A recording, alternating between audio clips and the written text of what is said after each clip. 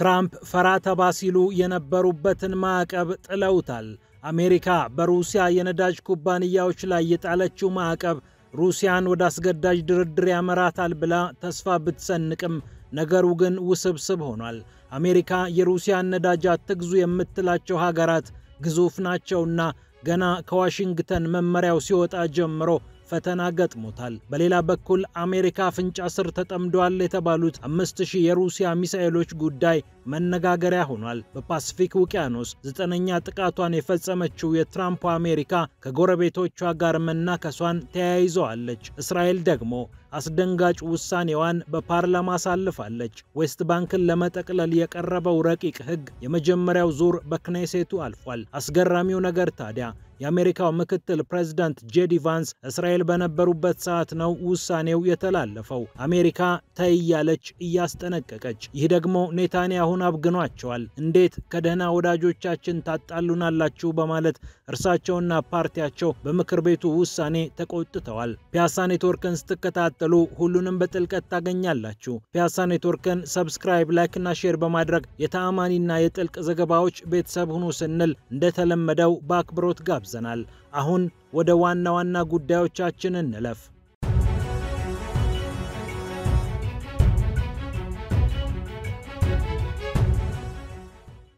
አሜሪካ በትራምፕ ስር ጠበቅ ያለና ጠንካራ ነው የተባለ ማዕቀብ ሩሲያ ላይ ጥላለች። የአሜሪካው ፕሬዝዳንት ዶናልድ ትራምፕም አስገራሚ ማዕቀብ ነው ሲሉ የጣሉትን ማዕቀብ ገልጸውታል። በሁለቱ ግዙፍ የሩሲያ የነዳጅ አቅራቢ ኩባንያዎች ማለትም በሮስኔፍት እና በሉኮይል ላይ ነው ማዕቀቡ የተጣለው። ነገር ግን ማዕቀቡ የታሰበውን ግብ ይመታል የሚለው ጉዳይ ከወዲሁ እያጠራጠረ ይገኛል። ሁለቱ ኩባንያዎች ለሩሲያ ኢኮኖሚ ዋልታና ማገር ተደርገው ይወሰዳሉ። ሩሲያ በመላው ዓለም 5 ሚሊዮን የሚሆን በርሜል ነዳጅ በየቀኑ ለገበያ ታቀርባለች። ሮስኔፍት ከዚህ ውስጥ ግማሽ የሚሆነውን ያቀርባል። ሁለቱ ኩባንያዎች በጥቅሉ 3.1 ሚሊዮን የሚሆን ነዳጅ በርሜል ሩሲያን ወክለው በመላው ዓለም ገበያ ያቀርባሉ። እነዚህ ኩባንያዎች 34 ከሚሆኑ የበታች ኩባንያዎቻቸው ጋር ሆነው ነው ማዕቀቡ የተጣለባቸው። የአሜሪካ የገንዘብ ሚኒስቴር ይፋዊ የማዕቀብ ዝርዝሩን አውጥቷል። የአሜሪካው ፕሬዝዳንት ዶናልድ ትራምፕም ከኔቶ ዋና ጸሐፊ ማርክ ሩት ጋር በዋይት ሃውስ ኦቫል ኦፊስ በነበራቸው ቆይታ ላይ ይህንን ማዕቀብ አንስተውታል። ማዕቀቡ ውጤታማ ይሆናል አይሆንም የሚለውን ጉዳይ በተመለከተ ሲጠየቁም ተስፋ አደርጋለሁ ለፑቲንና ለሩሲያ መልእክት ያስተላልፋል፣ ምክንያታዊ ሆነው ወደ ድርድር ይመጣሉ ብዬ አስባለሁ ብለዋል። ሩሲያና ዩክሬን ወደ 4ኛው ዓመት እየተጠጋ ያለው ፍልሚያቸው ተጠናክሮ የቀጠለ ሲሆን ሁለቱም ግጭት አቁመው ባሉበት ቦታ ወታደሮቻቸውን ሳያንቀሳቅሱ ወደ ሰላምና ወደ ተኩስ አቁም ስምምነት እንዲገቡ ትራምፕና ዋሽንግተን ይፈልጋሉ። አውሮፓና ኪየቭም ይህንን ሐሳብ ተጋርተዋል። ግጭት ይቁም፣ ከዚያ እንነጋገር ነው ነገሩ። ሩሲያ ደግሞ ግጭቱ ከመቆሙ በፊት አንዳንድ ነገሮች መስተካከል አለባቸው፣ ግጭቱን አቁመን ዩክሬን በገፍ መሳሪያ ብትታጠቅስ የሚል ጥርጣሬም አለ። ከዚህ በተጨማሪ ክሬምሊን ዩክሬን ከዶንባስ አካባቢዎች ሙሉ ለሙሉ መውጣት አለባት ብሎ ያምናል። በዚህ መሃል የተፈጠረውን ውዝግብ በማቀጣጠል ቶማሃውክ ሚሳኤል ለማግኘት ዋሽንግተን የሄዱት ዜሌንስኪ ሳይሳካላቸው ቀረ። የቡዳፔስቱ የፑቲንና የትራምፕ ንግግር ሳይሰምር ስለቀረ ትራምፕ ሌላኛውን አማራጭ ተከትለዋል። የእርሳቸው ደጋፊ እንደሆነ የሚነገርለት ፎክስ ኒውስ ትራምፕ እስካሁን ካሮቱን ሞክረዋል፣ አሁን ደግሞ ዱላውን እየሞከሩ ይገኛሉ ብሏል። ብሪታንያም በተለያዩ የሩሲያ የነዳጅ ኩባንያዎች ላይ ባለፈው ሳምንት አንስቶ ማዕቀብ መጣሏ ይታወቃል።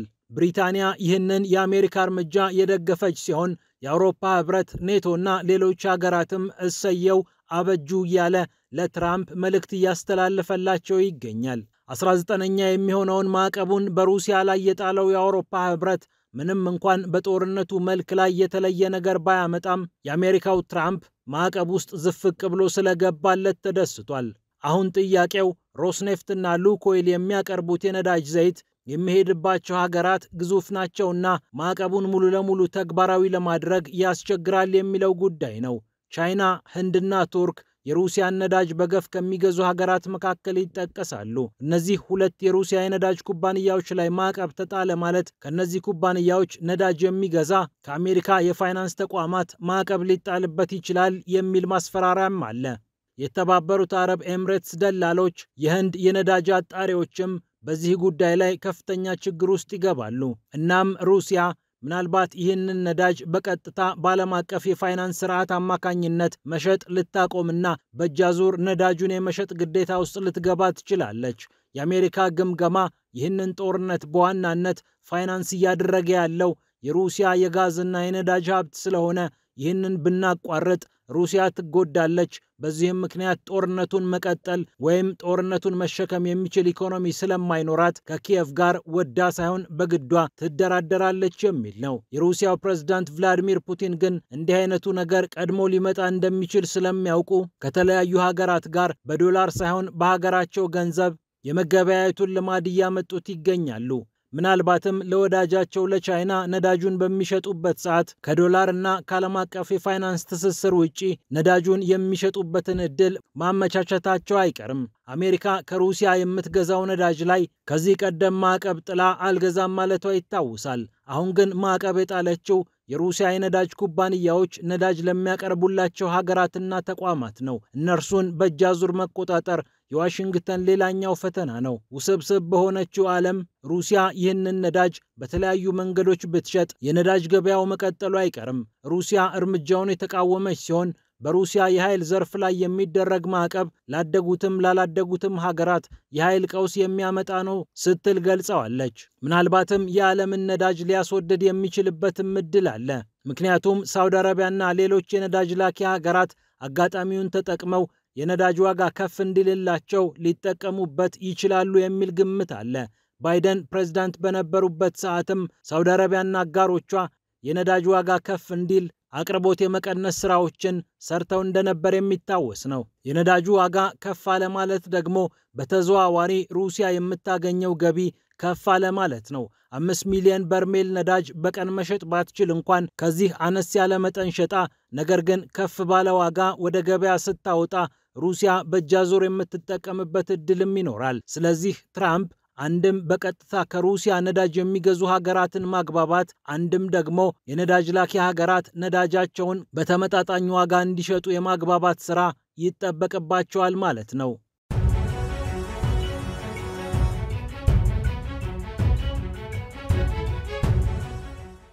በሌላ በኩል የእስራኤል ምክር ቤት አስደንጋጩን ውሳኔ ወስኗል። ዌስት ባንክን እንጠቀልላለን ሲል የመጀመሪያ ዙር የፓርላማ ውይይት ላይ ውሳኔ አሳልፏል።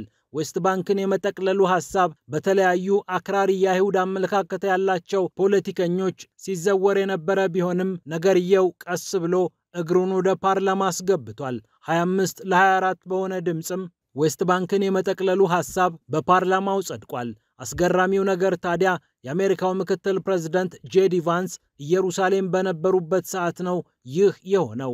አሜሪካ ዌስት ባንክን የመጠቅለሉን ሐሳብ እስራኤል እንድትተው ደጋግማ ስታሳስብ እንደነበር ይታወሳል። ነገር ግን አክራሪ የቀኝ የፖለቲካ አራማጆች ጉዳዩ በፍጥነት ወደ ፓርላማ እንዲገባና የመጀመሪያውን ዙር እንዲያልፍ ማድረጋቸው ኔታንያሁንና ፓርቲያቸውን ሊኩዊድ ፓርቲን አበሳጭቷል። ይሁዳና ሰማሪያን ጨምሮ የእስራኤል ነባር ግዛቶችን አይሁዶች ያስተዳድራሉ የሚለው ረቂቅ ሕግ የመጀመሪያው ዙር ካለፈ በኋላ በቀጣይ ማስተካከያ ተደርጎበት የበለጠ ተጠናክሮ ሊቀጥል እንደሚችልም ተሰምቷል። የእስራኤል ቤተኑ ፓርቲ መሪ የሆኑት አቪግዶር ሊበርማን ከዌስት ባንክ በተጨማሪ በኢየሩሳሌም አቅራቢያ የምትገኘው ማል አዱሚም በእስራኤል ስር እንድትጠቀለል ሐሳብ አቅርበዋል። ሊኩዊድ ፓርቲና ኔታንያሁ ግን የአሜሪካው ምክትል ፕሬዝዳንት ጄዲ ቫንስ በተገኙበት እንዲህ አይነት ነገር ማድረግ ልክ አይደለም በሚል መግለጫ እስከ ማውጣት ደርሰዋል። እንደ አውሮፓውያን አቆጣጠር በ1967 በነበረው ጦርነት ከተቀለለቻቸው ስፍራዎች መካከል አንደኛው የሆነው ዌስት ባንክ ምንም እንኳን የፍልስጤም አስተዳደር የሚገኝበት ቦታ ቢሆንም እስራኤል በእጃዙር የምትቆጣጠረው እንደሆነ ይታወቃል። አዲሱ ረቂቅ ሕግ ደግሞ እስራኤል የምትተገብራቸው ሕጎች በዌስት ባንክም እንዲፈጸምና በቀጥታም ሆነ በተዘዋዋሪ የዌስት ባንክ ተጠሪነት ለእስራኤል እንዲሆን የሚያደርግ ነው። ባሳለፍነው ወር የእስራኤሉ የፋይናንስ ሚኒስትር የሆኑትና ዌስት ባንክን ያስተዳድራሉ ተብለው የሚነገርላቸው ቤዛሌል ስሞትሪች ይህንን እቅድ ይፋ አድርገው ከካርታ ጋር ጭምር በምስል ብቅ ብለው ነበር። ጀኒን፣ ቱልካርም፣ ናብሉስ፣ ራማላህ፣ ጀሪኮና ሄብሮንን ትቶ ሌሎቹ የዌስት ባንክ አካባቢዎች ሙሉ ለሙሉ በእስራኤል መገዛት አለባቸው ማለታቸውም ይታወሳል። የፍልስጤም አስተዳደርም ቀስ ብሎ በዌስት ባንክ ምንም አይነት ሚና እንዳይኖረው መደረግ አለበት ብለው ነበር እነ ስሞትሪች። አዲሱን ረቂቅ ህግ የኔታንያሁ ጥምር መንግስት ውስጥ የሚገኙት የተለያዩ ፓርቲዎች አጽድቀውታል። የብሔራዊ ጸጥታ ሚኒስትሩ ኢታማር ቤንግቪር ያሉበት የአይሁድ ኃይል ፓርቲ፣ የፋይናንስ ሚኒስትሩ ቤዛሊል ስሞትሪች የሚገኙበት ሃይማኖታዊው የጽዮናዊ ኃይል ረቂቅ ህጉን ካጸደቁት መካከል ይጠቀሳሉ። ቤዛሊል ስሞትሪች የፋይናንስ ሚኒስትሩ በኤክስ ገጻቸው ላይ ወጥተው የኔታንያሁን ቁጣ ለማብረድ ክቡር ጠቅላይ ሚኒስትር ክኔሴቱ እኮ አጸደቀው፣ ህዝቡ እኮ ተናገረ በማለት ውሳኔውን በግድ እንዲቀበሉ ጥሪ አቅርበውላቸዋል።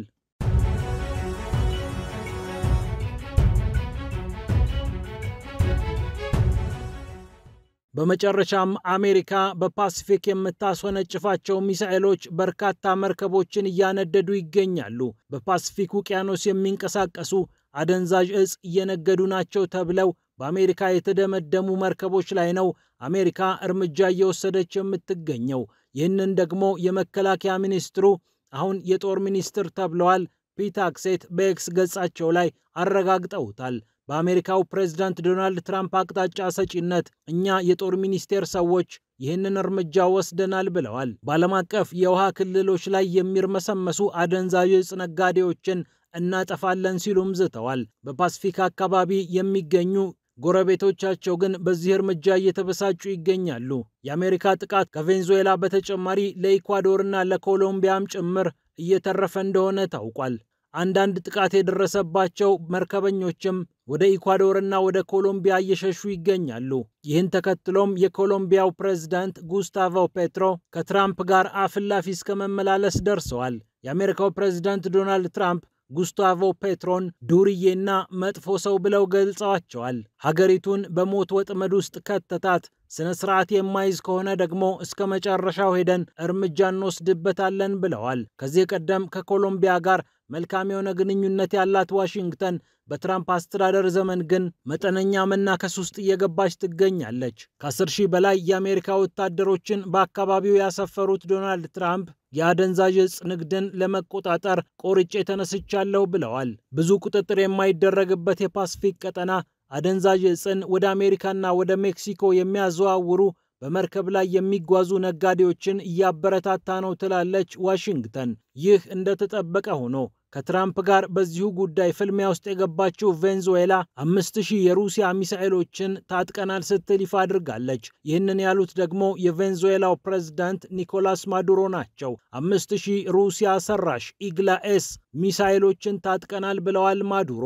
እነዚህ ሚሳኤሎች በእጅ መንቀሳቀስ የሚችሉ እጅግ አደገኛ የአየር መከላከያ ስርዓት ውስጥ የሚገኙ ሚሳኤሎች መሆናቸውንም አረጋግጠዋል። መንግስቴን ለመገልበጥ የትራምፕ መንግስት እየሰራ ይገኛል ብለው የሚናገሩት ኒኮላስ ማዱሮ የእነዚህን ሚሳኤሎች ጉዳይ ማንሳት የፈለጉት አሜሪካን ለማስጠንቀቅ እንደሆነ ግልጽ ሆኗል። ፒያሳ ኔትወርክን ስትከታተሉ ስለቆያችሁ ክብረት ይስጥልን ብለናል። ፒያሳ ኔትወርክን ሰብስክራይብ፣ ላይክ እና ሼር በማድረግ የተአማኒና የጥልቅ ዘገባዎች ቤተሰቡን ስንል በአክብሮት ጋብዘናል።